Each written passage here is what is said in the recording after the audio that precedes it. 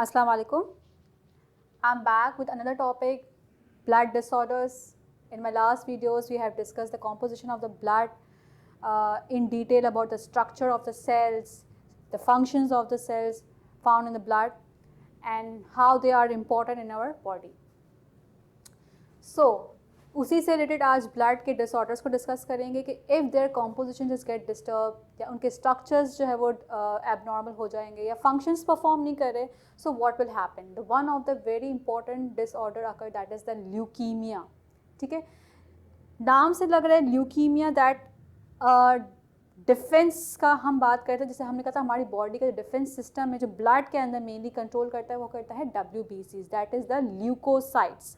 और मैंने कहा था कि ल्यूकोसाइट्स जो कि वाइट ब्लड सेल्स, ल्यूको का मतलब ये होता है कि वाइट को हम रेफर कर रहे होते हैं. ठीक है, so leucocyte it means the white cells. तो यहाँ पर भी आपको ल्यूकीमिया को जो ल्यूको वर्ड का यहाँ पे यूज़ हुआ है उसको हम वाइट से ही रेफर कर रहे हैं. ठीक है, तो हम यहाँ जो बात करेंगे वो WBC के रिलेटेड ही हम बात कर रहे हैं. ठीक है, अब हो क्या रहा है कि WBC की production for example abnormal division start हो गई, स्ट्रक्चर्स ख़राब हो गए, उसके इनका फंक्शन परफॉर्म नहीं कर रहे, स्ट्रक्चर में कोई चेंज आ गया. ठीक है, abnormal production of the white blood cells या उसके इंक्रीज भी हो सकते हैं और you can say they are not performing the task properly, उसको हम कहेंगे ये डिसऑर्डर कॉज करता है ल्यूकीमिया. अब होता है कि जब उनकी प्रोडक्शन इंक्रीज हो जाती है, एबनॉर्मली परफॉर्म करता है, तो साथ ही साथ जो रेड ब्लड सेल्स हैं वो भी डिक्रीज हो जाते हैं क्योंकि obviously they all are interlinked. जब एक डिस्टर्ब हो रहा है दूसरा भी साथ में डिस्टर्ब हो ही जाता है. ठीक है, अब हम थोड़ा डिस्कस कर लेते हैं ल्यूकीमिया के कुछ सिम्टम्स हैं. बहुत सारे सिम्टम्स मिलेंगे आपको बुक में, इंटरनेट पे बहुत सिम्टम्स के प्रेजेंट है. मैंने कुछ सिम्टम्स यहाँ पर लिखे हैं और कुछ यहाँ पर कॉजेज़ को यहाँ पर डिफाइन करूँगी. फर्स्ट वन जो है फीवर. हमें पता है कोई भी डिसऑर्डर हो जाता है एक कॉमन जो हमें सिम्टम नज़र आता है वो फीवर नज़र आ रहा होता है. फीवर, फटीज फील हो रहा होता है, फटीज में आप बहुत टायर्डनेस फील करेंगे, तो यहाँ पर इसका बहुत कॉमन सिम्टम है. अगर आपको सिंपली कोई डिसऑर्डर को याद भी करना है तो आप इसके सिम्टम्स में फीवर को तो आप इजीली लिख सकते हैं. ठीक है, second one is the infection. Infection क्यों हो रहा है? क्योंकि obviously WBCs are disturb, the quantity is disturb, it is not there. तो यहाँ पर ऑब्वियसली क्या होगा कि इन्फेक्शन कॉज कर रहा है, बॉडी के अंदर डिफरेंट इन्फेक्शंस हो जाएंगे. जब हमारी बॉडी में इन्फेक्शन कैसे होता है? जब हमारी बॉडी के अंदर जो सिस्टम है, आर्मी है, वो वीक हो गई है, इम्यून सिस्टम वीक हो गया है, तो ऑब्वियसली वो ईजिली जर्म्स उन पर अटैक करेंगे और इन्फेक्शन कॉज करेंगे. बहुत आसान तरीका है. Third one is the loss of weight. हो क्या रहा है यहाँ पर? वेट लॉस हो जाएगा. ठीक है, वेट लॉस कैसा हो रहा है? जब बॉडी फंक्शन परफॉर्म सही से नहीं करे तो वेट लॉस बहुत आसान है. ब्लीडिंग होना स्टार्ट हो जाती है ल्यूकीमिया के अंदर, बहुत एबनॉर्मल ब्लीडिंग हो जाती है. रेड स्पॉट्स हो जाते हैं हमारी स्किन पे अगर ये डिसऑर्डर हो. Enlarge liver. लिवर जो है उनका साइज़ बढ़ जाता है. ठीक है, और लिवर का साइज़ जब बढ़ जाता है वो बहुत एक सॉर्ट ऑफ हम कहते हैं अलार्मिंग साइन है हमारे लिए. Next point is the sweating at night. रात के वक्त जो स्वेटिंग होना स्टार्ट हो जाती है. स्वेटिंग हम कहते हैं तब होती है जब बॉडी का मेटाबॉलिक फंक्शन रेट बहुत ज़्यादा हो जाता है, फास्ट हो जाता है, तभी हम कहते हैं ये वन ऑफ द साइन होता है स्वेटिंग का. ठीक है, दूसरा हम कहेंगे कॉजेज़. कॉजेज़ क्या हैं ल्यूकीमिया के? म्यूटेशन हो जाती है. What is mean by mutation? इस टर्म को याद करने, म्यूटेशन का मतलब होता है कि जो DNA की जो कॉम्पोजिशन है वो चेंज हो गई, डिस्टर्ब हो गई है. ठीक है, जब वो चेंज हो जाती है DNA कॉम्पोजिशन तो हम कहते हैं म्यूटेशन कॉज हुआ है. उनके जीन्स जो है उनकी कोडिंग्स में डिफरेंस आ गया है, तो हम कहेंगे change in the genes. Deletion हो सकती है, एडिशन हो सकती है उस जीन्स की DNA के अंदर, तो हम कहेंगे म्यूटेशन कॉज हुआ. एबनॉर्मली सेल डिवाइड हो रहा है, वन ऑफ द कॉज है.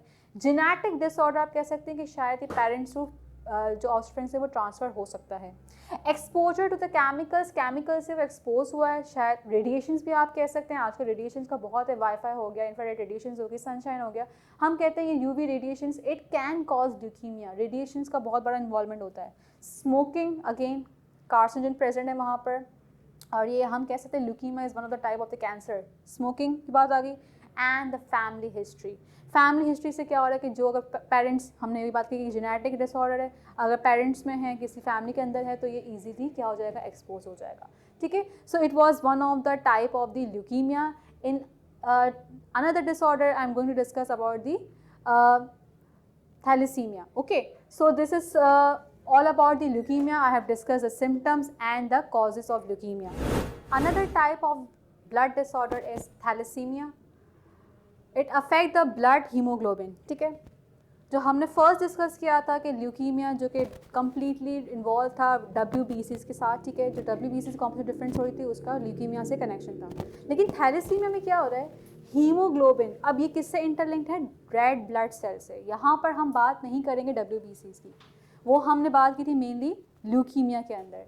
थैलेसीमिया में हम रेड ब्लड सेल की बात करेंगे। Why am saying red blood cell, because in the red blood cell it has a very important component known as hemoglobin.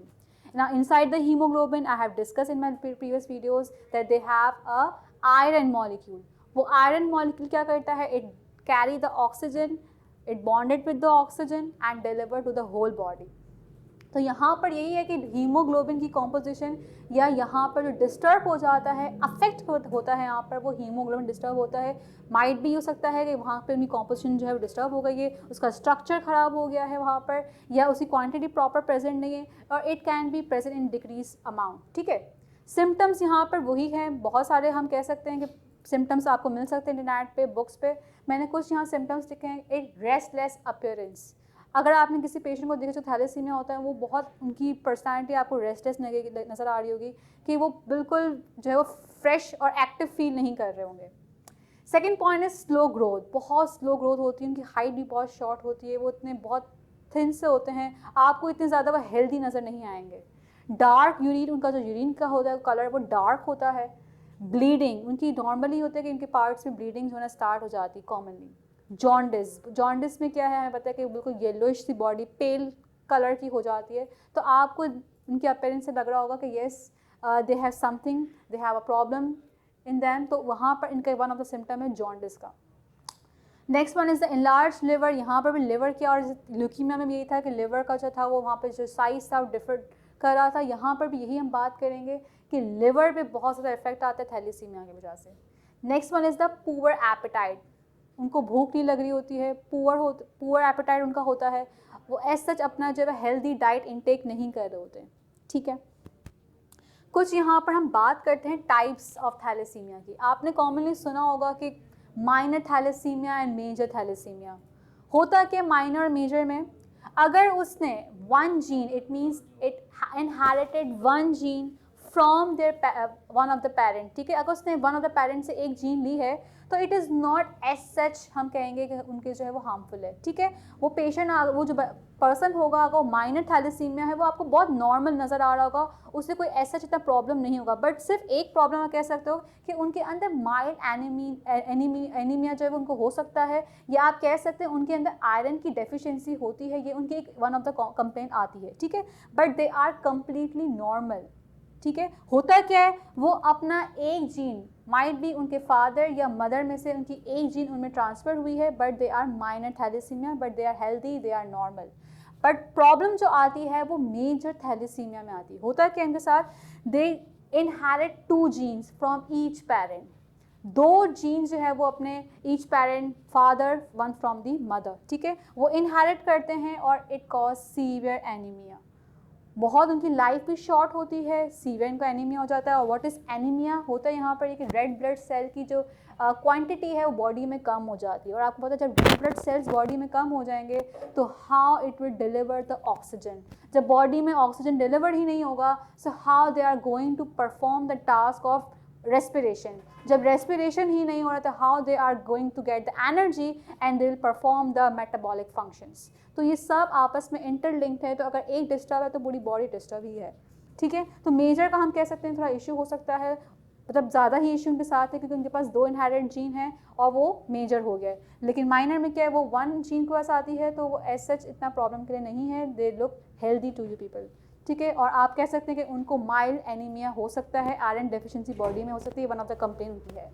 So this was all about the thalassemia, and we have discussed the leukemia. These two were the blood disorders. I hope that you have understand. Thank you so much. Allah Hafiz.